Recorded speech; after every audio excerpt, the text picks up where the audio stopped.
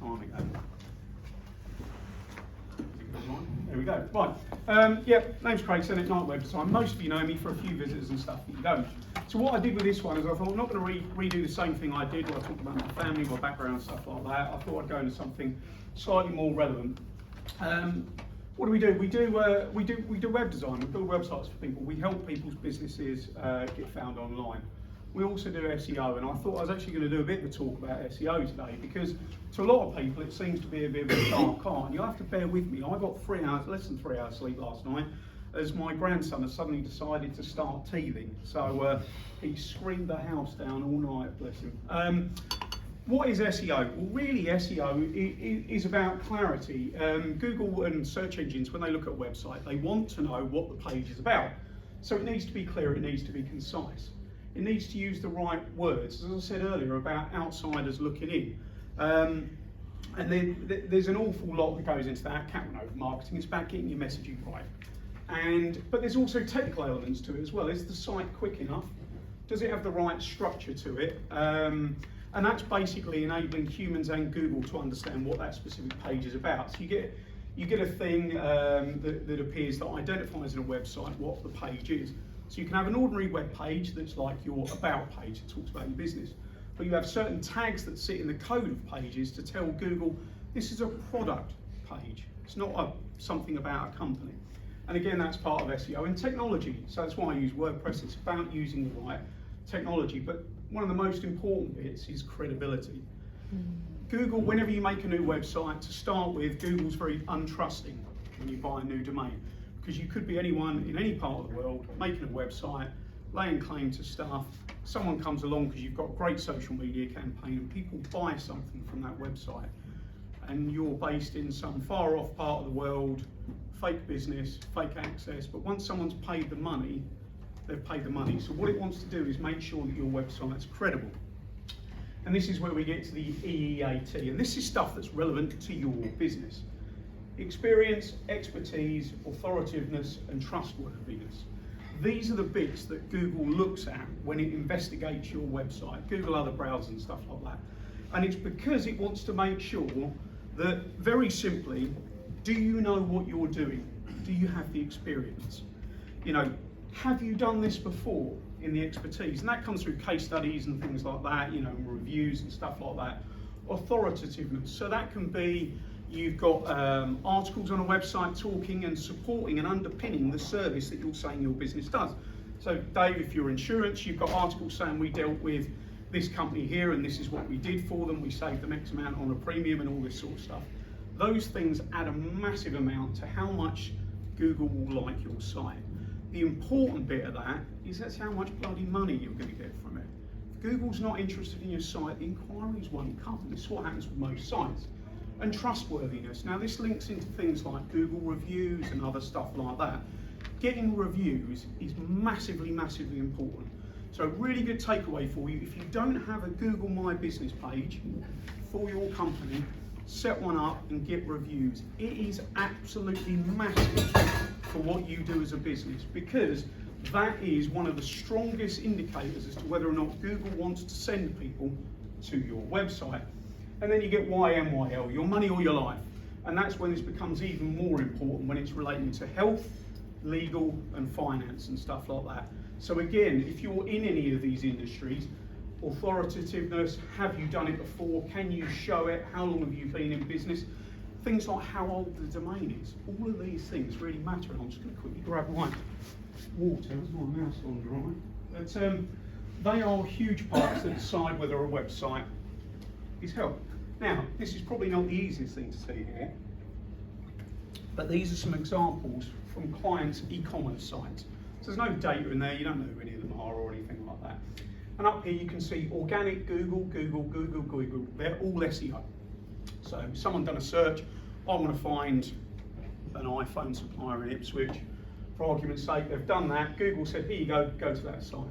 Direct, so £164.70, that's a direct inquiry. So that means someone knew that website. So someone went to Suzanne Locke Business Services and went, I want to buy that, and they went there and they bought something. And the reason why e-commerce is a good example is because it's factual. So there's actual dedicated money that you can see. And that's why it's a good example to show you. So you look down here and stuff like that, and you'll see most of this is Google.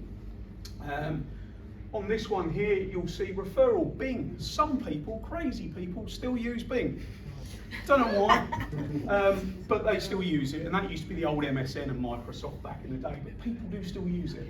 Referral, LinkedIn. This is a completely different client. So someone's found from LinkedIn, they spent $15.99 and the prices are very different on this one. You've got a few Bing ones on there. You've got referral from Facebook.com.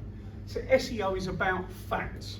This is factual, analytical data that you can show a client. It's not your website sits up there and it does some random crap and no one really knows what they're paying the customer for. This is factual stuff.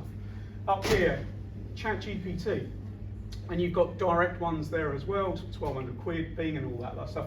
And occasionally you'll see one that will come up, will say web admin.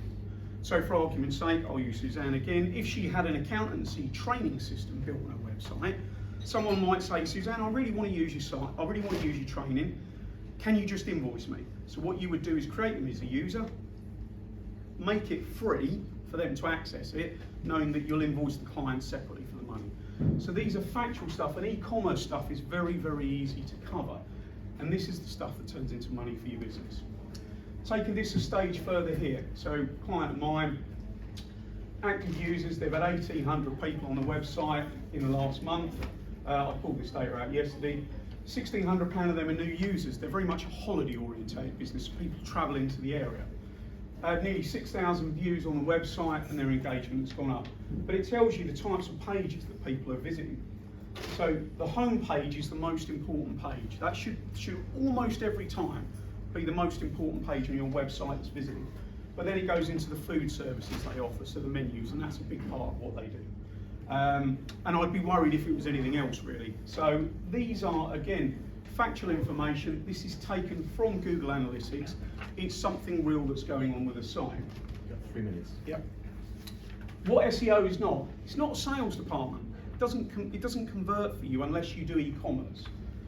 It won't fix, if your business is slow to respond, you've got crappy products, you don't get back to people, you don't do what you say, it won't fix that. It won't cover up for poor quality businesses. As I mentioned earlier, the data is factual, it's measured in time, results, and many other things. SEO you can't turn on and off. So pay-per-click ads and social media ads, you can. And as soon as you turn it off, it stops. SEO is a kind of a continual lower burn thing. But it's much, much more than just content and blogs. It's much, much more than that. It's the technical aspect as well. It's the marketing, it's dealing with the human and all that sort of stuff. Now, I appreciate this is quite a dry subject for a midday on a Thursday afternoon, but actually, it's the thing that's going to make your website go from being an expensive business card to something that turns into money. You need to make sure you're not making mistakes. So competing pages, if you're a lawyer and you've got loads of pages that all talk about family law, Google will sit there and go, oh, someone's searching for family law in Ipswich, but I don't know which one of your 7 pages to send them to. So they'll all get a little bit of love. That's why the structure must be correct. And a big part of what I do, again, is, and there is some slight crossover with what Kat does here, it is being able to help a client understand who they're selling, to whom, and how. Making what the products are understandable for Joe Public so they know why they need it, how to get it, and what to buy. Vague terms or AI content can cause problems. Having no tracking, you've got no idea what the website's doing. No location services. Google wants to trust your business. If you don't have a location, he says, well, it could be anywhere. And that will impact your SEO. No contact details. So if you haven't got a phone number on there, you really do want a contact form. You know, you will usually have one or the other. But actually, a lot of the time, my wife's a classic example of this. She goes on a website, can't find a phone number, she disappears. She's like, I'll ring them. I don't want to email and wait for an answer. I need to deal with this now. I'm looking now. I want to talk to someone. So I think that's important. And thin content. You know, it's if you're like heating services, and you say we do heating services. Well, that's great. Actually, you could talk about the types of boilers you deal with. So if someone's sitting at home and says, I've Maxi boiler, I've got Maxi boiler. Well, they're going to think, well, actually, these guys do Maxi boilers. They're a more interesting contact for me. And it's always thinking about human element. A couple of pages up here, WordPress SEO Ipswich on top, WordPress Designer Ipswich on top, a load of others and stuff like that. It works. but I'm exactly the same as all of you guys. I have the same fears, worries and doubts as you all have. Business at times can be quite hard. And if you're on your own or you've got a small team, being able to talk to people at places like BNI is really, really important. So that is essentially me done. I thought I'd talk about SEO because it's the stuff that makes a difference. It's the stuff that turns a website into money for you.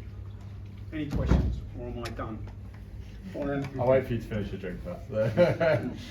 I had a question about what is going to sort of rank better, or what's going to perform better, having a one-page site versus A one-page site would be terrible. Right, okay.